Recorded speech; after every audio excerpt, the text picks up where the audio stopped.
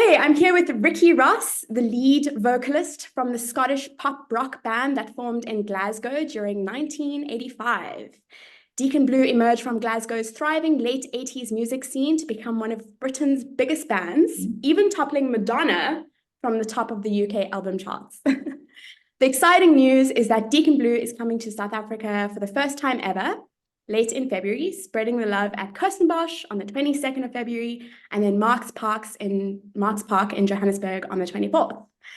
So, Ricky Ross, it's really cool to have you here in the Zoom flesh. Okay, so correct me if I'm wrong, but Deacon Blue has 11 studio albums. It could well do. Do you find that songwriting gets harder or easier with age? I think it gets harder in the sense that you've done a lot of things and you don't want to double back on what you've done. So there's always that little nagging doubt at the back of your head, thinking, are you retracing your steps or are you moving forward? And I think it's always easy to fall back and do things by rote. Anyone can. I think you can always write a song. Whether you can write a good song, that's going to be the trick, or do something that makes it worthwhile. There's so many songs. There are so many songs out there in the world that to add another song into the great pool of songs, you think, well, it's got to be worth it. It's got to make sure it's got to earn its place in that. So I think on balance it probably gets harder.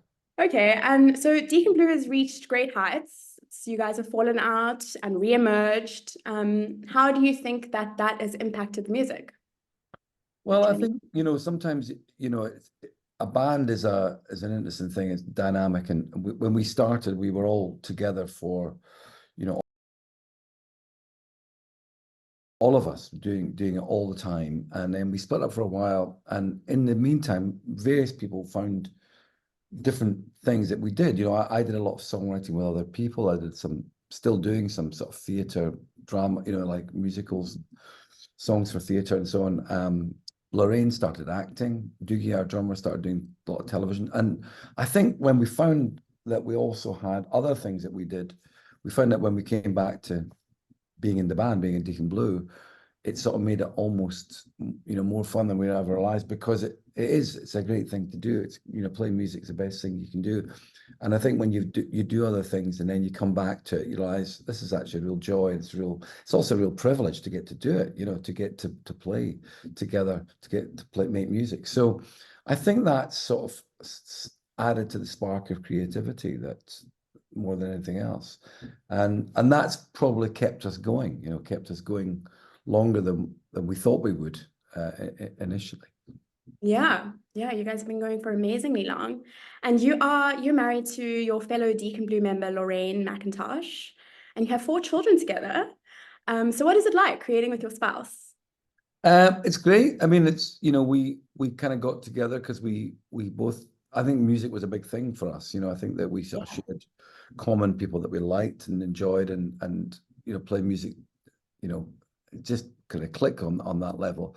And we don't always work together. As I say, she goes off and does things. She was acting last year. She was doing a BBC drama thing, and I do different things. So again, when we come together, it's good. But I refer to her as my editor sometimes, because she doesn't like to songwrite, but she will stand behind me. I'm in my studio at the moment, and she'll come in and I'll know if it's something that if she wants to sing on it, I know it's good. It's like, if she doesn't want to sing on it, it's like. So you feel like her opinion, her idea of what's good and like matters to you. It's definitely. Yeah. Well, she's the first person that hears a song, because she's in the house, apart from the dog, so she's that's really that's the litmus test. So I read on the net that you never planned to write a memoir because you didn't think that there'd been enough sex, drugs, and rock and roll in your life. But you did end up writing Walking Back Home, which contains some thoughtful commentary on the human condition, something that is reflected in your lyrics. So I just was wondering, what is your favorite story from the book or your life? I don't know. I haven't kind of looked at the book for a while. I mean, there's lots of stories there. I think the important stories for me were stories about growing up and then people that were around at that time. one of the reasons that I wrote the thing in the first place was I'd written a couple of lines about my grandparents in a song called On Love, which was Deacon Blue, on Deacon Blue's last album. And I just thought, you know, that to have two lines in a song wasn't really enough. And I felt there was so much more there that I could talk about. So I suppose I wanted to write about people that were important to me. And then you had an album come out during the COVID-19 pandemic. You guys released Riding on the Tide of Love, which came out in February 2021. So how did the lockdown and all the pandemic stuff influence the music? Well, you know, it obviously wasn't, you know, just it went on a long. I don't know what it was like over with you guys, but here in Glasgow, we had one of the longest lockdowns, and it was really bad. It was really terrible for, obviously, you know, because music's about getting together, and for all the time that people, you know, for all these things, people say, oh, we can do this remotely and all the rest of it. You can't really, because all the things that people were seeing on, you know, TikTok and so on. It actually is not possible to play live on the internet. That's one of the great myths. Not good enough. Yeah. There's a delay there. So it wasn't. I don't think it was very good for that. I mean, I used the time to. I did record a solo record at that time, so that was probably quite a good thing to write and do. And I obviously did some memoirs, so I had creative things that I could do, but no, none of that could be. You weren't grateful for that. It was just because we couldn't get together. And you know, music is about playing. Music really is about people playing together. And I think that if you don't have that, there's something. Yeah. I mean, a lot of creatives just relished in the sort of the luxury of boredom in a way, but it sounds like for you the connection of it means more, which, you know, that would inform your music in an interesting way for sure. Yeah. But we released an album just as lockdown was starting, just as the pandemic was starting, which was a real tragedy, really, because we were going to go on tour in 2020. We 21 eventually got put back to 22, so it was really it got put back a year, but some of the shows in 21 didn't happen as well, so it was really, you know, it was a problematic time, and I think even now, you know, the effects of all that are still there, so it's really hard coming out of it, but you know, it's still great to feel that you can go out and play gigs, because I think that people really missed that aspect of it during the lockdown.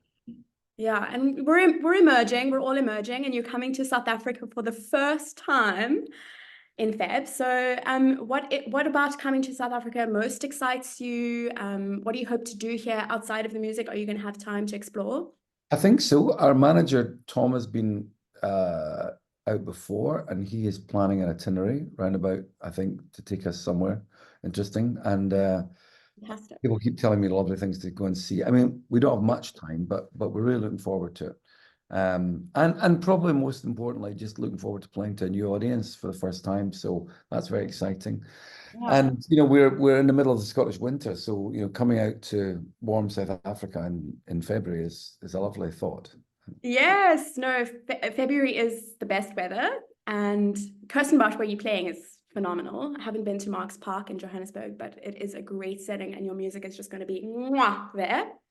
Well, that's going to be good. Yeah.